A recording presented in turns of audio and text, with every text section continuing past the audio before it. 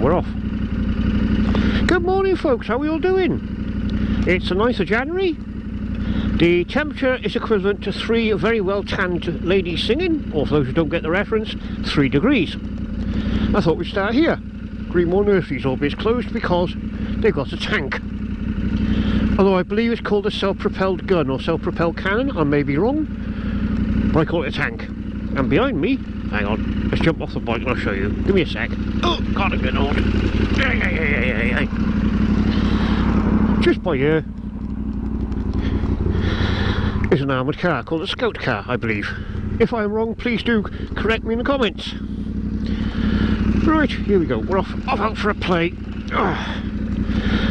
I'm going to try and make a video I've tried to make twice before. So bear with me. This will be attempt number 3. Every time I've tried to make this video, I've ended up with failed audio or failed footage, or the upload to the computer has failed. All sorts of problems. So I'm going to try again. Oh, by the way, it's Mrs. Grump's birthday today, so happy birthday, dear. She's off out with 2 of the girls for breakfast this morning. They're spoiling her. I'll take her out for a meal later. Now I'm sure the chimney's open. Alright, back to today's video. As the title said, better to have and not need than need and not have. What on earth do I mean by that statement? Well, first off, I will be honest, the idea came from a film, Alien vs Predator. The comment made by one of the actresses to someone else about having a gun on an ice floe. No, we're not talking guns here. No, what we're talking about is having things with you just in case. We're not overdoing it. It's like when I'm filming, I carry a couple of spare batteries. Usually I have spare SD cards with me. I haven't today, I've only got spare batteries. Just in case I need them. I may not, but I have them in case I need them. You'll notice I generally wear my rucksack when I'm filming, or as we say in Wales, a backpack. There are some people who will get that reference from videos made by, I think it was called the Valley's Gorilla a while ago. Parody videos of like Taff Wars, etc. Yeah, I take it very easy because it's slippery as snot round here.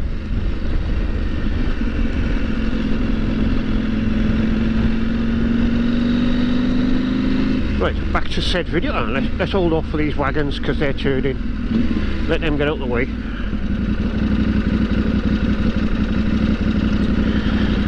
They're working, I'm in no rush. Cheers, buddy. Gives me more chance to get around the corner and go through the mucky stuff on the inside edge. Okay, we've done enough babbling. Let's get back to the video. About bloody time too, they all say. Right, back to better to have and not need and need and not have. You ever been out on the bike, or even anything else for that matter, and thought, oh, bugger, I wish I brought so-and-so with me. Yeah, too late. Now, I'm not suggesting you carry everything. You'd end up with panniers, rucksacks, tank bags and Christ only knows what. You look like a loaded up TS doing a world tour every time you go to the shop. I'm talking about simple basic things you can shove in your pocket, or in my case in a rucksack as well. Now in my backpack, as we say in Wales, I have a collection of various disposable gloves, long and short cuff. Now they're multiple purpose. They're there for first aid emergencies, to keep any body fluids off my hands and skin, so my own safety. I am first aid trained, by the way. Excuse me, here we go, the camera virus has started. Yeah, they're there for first aid purposes. If you have to do any roadside repairs on yours or somebody else's bike, keeps your hands dirty, keeps the grease and the oil off. And the other great use for them, which I discovered a long time ago by watching other people's videos, a lot of off-roaders and enduro riders wear them underneath their gloves. So of course they keep the wrong teeth in again. They keep the cold wind off your fingers. They're effectively waterproof because they're latex. So your hands stay fairly warm and dry. And of course, being disposable, if they rip, leak, whatever, you just take them off, shove them in your pockets if you find the appropriate bin. We don't approve of littering. And you stick another pair on. Good little use, eh? Handy tip. And if you can do a long journey, especially in winter, and you think it's going to be really bad weather, chuck a pair under your gloves. They'll keep the rain off, keep the cold out your hands and the damp. Always handy. See, I carry quite a few pairs of them in a plastic bag so they don't get wet or anything. The downside is, when it does warm up, your hands do sweat a lot, which makes them an absolute nightmare to put back on, and slightly uncomfortable. But hey, I can live with that. If I need them to keep my hands warm and dry, I can live with them getting a bit sweaty. I got no issues with that. What else is in my little backpack? Well, I got a very small travel first aid kit. Again, my choice. I carry it because I'm a first aid trained, right? I used to carry them before till I used it for something or other, and I used it in the house. I never got around to replacing it. So the other week I finally stumped up the money and bought one, about a tenner I think it was. They're not expensive, little bare basics first aid kit, just good enough, especially if you're going off-road or something. You know, you may have to wait quite a while for professional assistance or to get to a shop to get anything. So it's always handy to have your own kit with you. And they generally come with basic instructions how to use most of the stuff anyway. Other things on my rucksack, a woolly hat. Yes, a beanie, what do you want to call it, a woolly hat. I always carry one in my bag. They are relatively waterproof, I say relatively, and they keep your head dry, warm and dry. Warm was a bit I meant to say, especially for me because I've got a shaved head. Although I tend not to feel the cold much. I've been shaving my head for so long I'm used to the cold weather, so it doesn't really affect me. But there are days when it's blowing a hoolie, it's freezing cold, and the wind chill is evil. And that's when the woolly hat comes out. Have a look at my shorts, you'll see a little short video of me and Jonathan when we were off-roading by the Red Phone Box in Tregaron. He was doing some drone footage, and I'm stood there with my woolly hat on. All dressed in black. The Michelin Man in black. Yeah, that's my woolly hat I carry with me. Now, something else I have been carrying with me for many, many years. Very, very useful and very inexpensive. An emergency blanket. Yeah, you know those little foil blankets you see people wrapped up in at emergencies and whatnot. I carry one of them. In fact, I carry a couple. I believe there's one in my rucksack. There's one in every single one of my jackets I own. Mrs. Grump's got one or two in her car. Oh, excuse me. I can't remember if there's one in the tail packs on both the bikes, but whichever jacket I wear, even my summer jacket or mesh jacket has got an emergency blanket in it.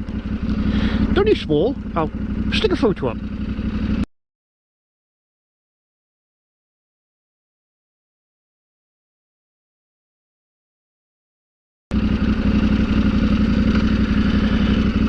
They're very little, they fit in your pocket quite easily, they don't take up any space, they're very thin and they're flexible so you don't notice they're in your pocket.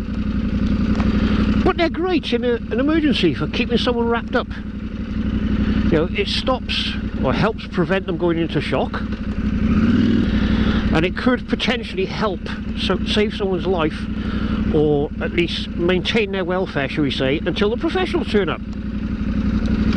Be that you, your mate, or just a complete stranger. These traffic lights are a pain in the what's it. Hey ho. Yeah, emergency blankets, well worth carrying. in my opinion.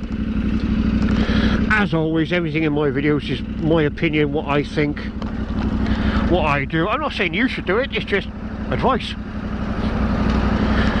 Do with it what you will. Okay. Again. Some of the other things I carry when I'm out and about, if I'm going off-roading, well, I've always got my basic toolkits underneath the seat of the bikes. I don't carry many tools, just the bare basics. Anything else, it's phony RAC in my case. When I do go off-road, or green laning, call it what you will, my amateur attempts are getting dirty, I will often carry spare gloves. Well, I bought a couple of pairs. I bought a pair of waterproof enduro gloves, which are very cheap, and they are water resistant, is what I will say. They are not waterproof.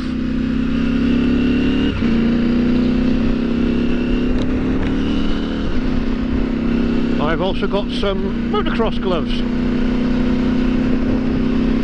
thin mesh, designed literally for motocross and enduro.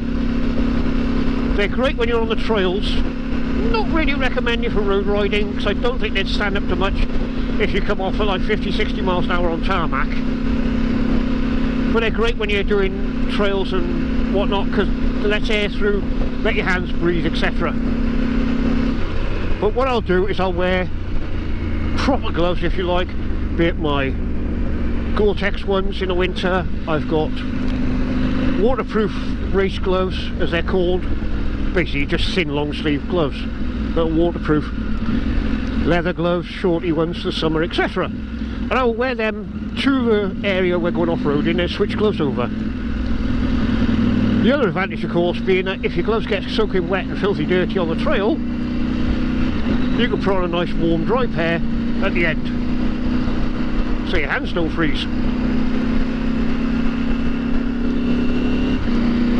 What else do I? Oh yeah, a buff or neck tube, multi-function headwear as they're advertised on Amazon. Call it what you will. I always call them a buff. I know Buff is the company, or one of the companies that actually make them, but I always call it a buff, a neck tube. Thin material tubing thingy you wrap around your neck. Literally.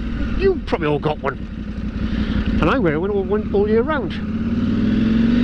I've got a nice thin one for the summer, which I do need to buy more. And I've got thicker ones for the winter. Obviously during winter it keeps all the cold and draft off. What are you doing, mate? Your indicator's turned? You've forgotten your indicators on? Oh well. Yeah, obviously in the winter it keeps off the cold and the draft, and to a degree some of the damp. But I wear one in the summer as well, because as I say, I have a shaved head. And a lot of people notice with shorter hair or shaved heads, you get quite a gap between the top of your jacket, the collar of your jacket, and your helmet. And in the summer, that area can get badly sunburnt. And it can make you quite ill if you get sunburned or heat stroke, etc. So I wear a buff just to keep the sun off my neck, as it were. The other advantage is for myself, I can, if I want to, put on my head to keep the sun off my head. Another useful tip. And yes, another useful tip I learned a long time ago watching somebody on YouTube. If you're out in the summer and it's really, really warm, soak your buff, we'll call it, your neck tube, in cold water. Wring it out so it's not dripping, and put it back on. It'll be freezing cold around your neck, but as the day goes on it'll start to dry out a bit, but it keeps you cool, helps cool down your core temperature, keeping your body cooler.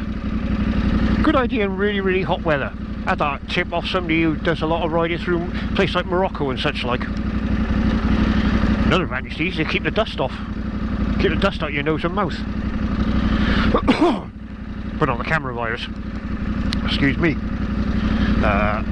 Other niceties to take with you: waterproof trousers or waterproof clothing, always handy.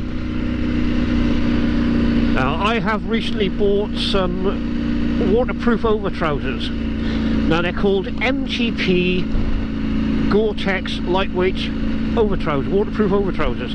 They're ex-military things, and they come in the camo design. They are Gore-Tex, they are waterproof.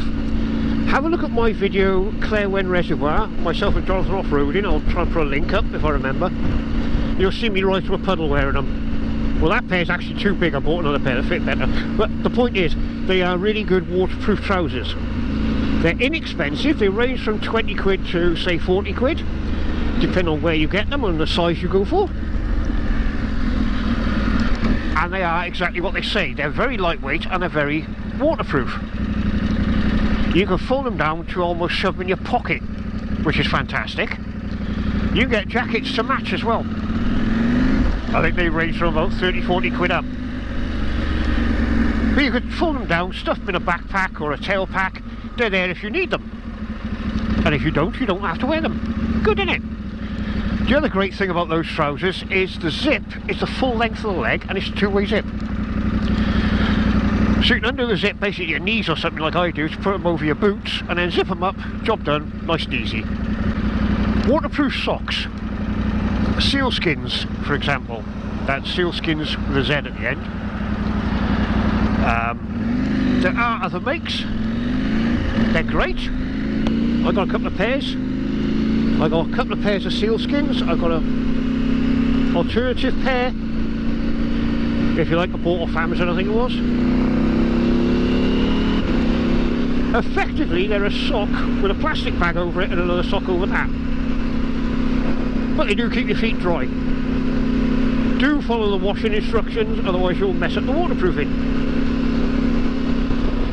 The only thing I find with sealskins and waterproof socks, if your boots fill with water, which often they do when you're out playing on trails and stuff,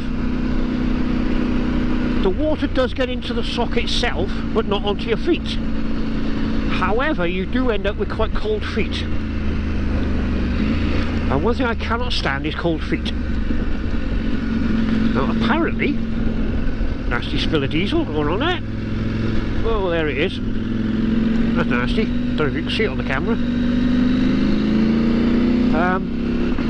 Yeah, apparently if you keep your feet warm, your core temperature stays warm. So when your feet get cold, your core temperature drops. So obviously you keep your feet warm and dry. Most important. Yeah, I find my toes get a bit cold when the socks get wet. Like thermal socks, they're great. The problem I find with thermal socks is my feet tend to sweat a bit when I'm like walking around or going to shops or whatever. And then later in the day, they're freezing cold because the moisture from the sweat has dried up sort of thing or soaked into my foot and my feet get cold. So the thermal part of the socks is basically pointless. That's just what I find. I'm not saying it's the same for everyone. And there we go. Like I say, all this is my opinion and advice, not fact or rules. Do as you please. I will ask you if you wouldn't mind to like, share, subscribe, all the usual rubbish. All this interaction helps with the algorithms for YouTube, and they promote my videos more to other people, more people see them, more views, more likes, blah blah blah. Helps build the channel, and believe me, it's really appreciated. As I said in my first video for the new year, I am going to kind of try and aim for 1,000 subscribers this year. On the grounds, I'd like to reach 1,000 subs this year. If I do, fantastic. If I don't, well, there we go. I'll have to learn to do better or something. This is a hobby. I don't get paid for it or anything, so I just do it for fun. But it would be nice to achieve 1,000 subs this year. So if you haven't subscribed, please do consider it. It's free. Not a lot in life is free. Okay folks, that's it. I'm going. I've babbled on plenty long enough. I'm going to bugger off and leave you in peace, so I can head off and find someone for a nice hot cup of coffee. We do like our coffees. It'll be way after Mrs. Grump's birthday, so no point really wishing her happy birthday now, is it? But in case you remember for next year, it's the 9th of January. Happy birthday, Mrs. Grumps. Enjoy your day, dear. I know you will this morning because I'm out when you're home, so you'll be really enjoying yourself. And in the meantime folks, whatever you are doing, please, be safe, ride safe, and have fun. And of course, otherwise Mrs. Grumps will get grump. We can't have a grump on a birthday, now can we? Toodles!